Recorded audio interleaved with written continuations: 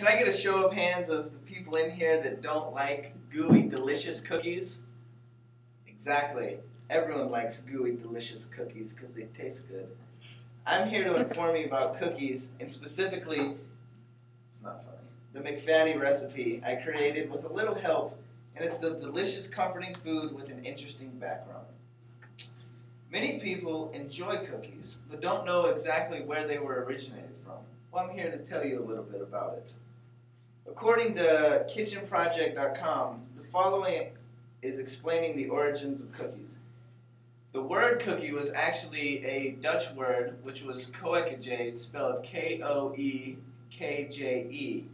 The definition for that is little cakes. They came about this because when they were testing the oven temperature to prepare their cakes, they used little shapes like this, a little bit of cake batter, and it came out in the shape of what is now known as a cookie. The British also called them different names other than cookies. They would call them biscuits or sweet buns, and they adopted the idea of the cookie in the 19th century. However, cookies originated from Netherlands, and they were the ones that first brought it over to the United States of America. They date back to the 17th century, where Persians would make cake-like cookies.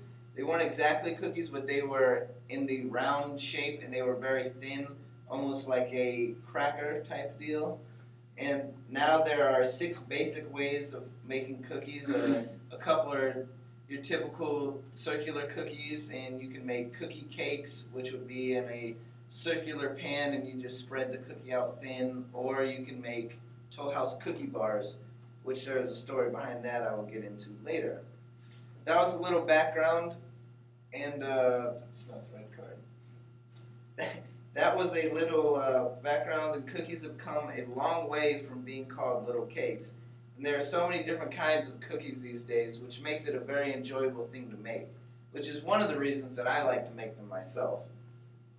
Making cookies makes me and others feel good. And according to a study on cookie and kindness, it has been known and proven that it puts people in a positive state by helping others, and it has also been known and proven that it induces a sense of good feeling. This came from an article that I found on Google using Advanced Scholar. Many different kinds of cookies. I'm not reading that right. Okay, according to kitchenproject.com, cookies were an accident 2 times, not just once. The first time, as I briefly explained earlier, was that they were testing the oven temperature for their cakes, and they used a little bit, and that's how the cookie idea started. Then, in 1930 in Massachusetts, a lady was making her cookies, and typically back then they would use like pecans or walnuts, something like that to go in their cookies so they weren't just so bland, or as we know them today as sugar cookies. She decided that she was going to break down a bar of chocolate and put them in her cookies. This later became Toll House cookies because the hotel she was working at was a Toll House hotel in Massachusetts. And now that I've given you a brief background on the cookies, I'm going to give you a brief demonstration.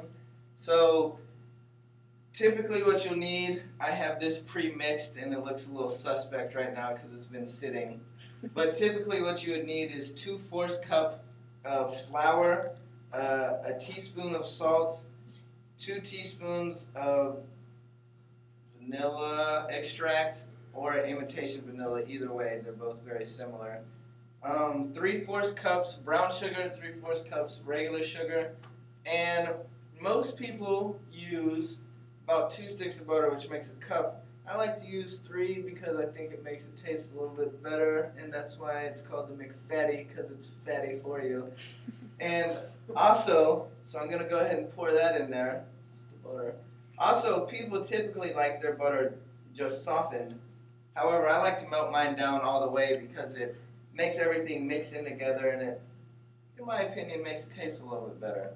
You also need 2 eggs, and just like this one, crack it, do a little boop, Make sure there's no shell in there. You don't want to eat the shell. Then if you make a little mess, you just clean that up a little bit like that. That's good stuff. Then typically you would use a whisk. However, I'm not in a kitchen, as you can probably tell by this lovely whiteboard back here. So I'm going to use a fork to get this mixed up a little bit.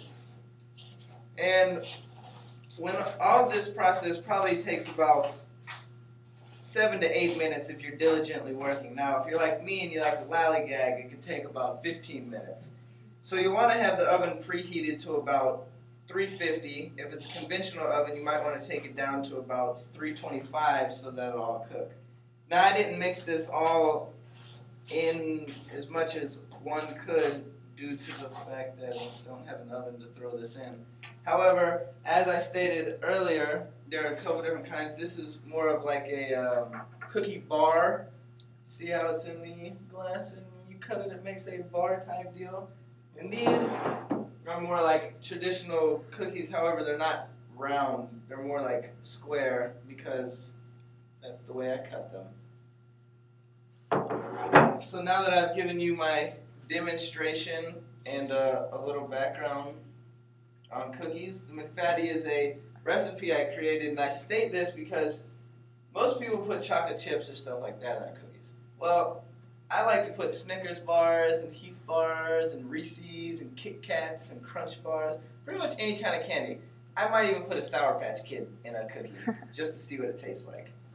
So the McFadyn is a recipe I created on my own with a little assistance. It's a delicious, comforting food with an interesting background. So I cover the origins, the making of the cookie, and my demonstration. And maybe next time when you have a little free time, since I explained that it doesn't take that long to make, you could try creating your own type of cookie and your own specific recipe. Thank you for your time.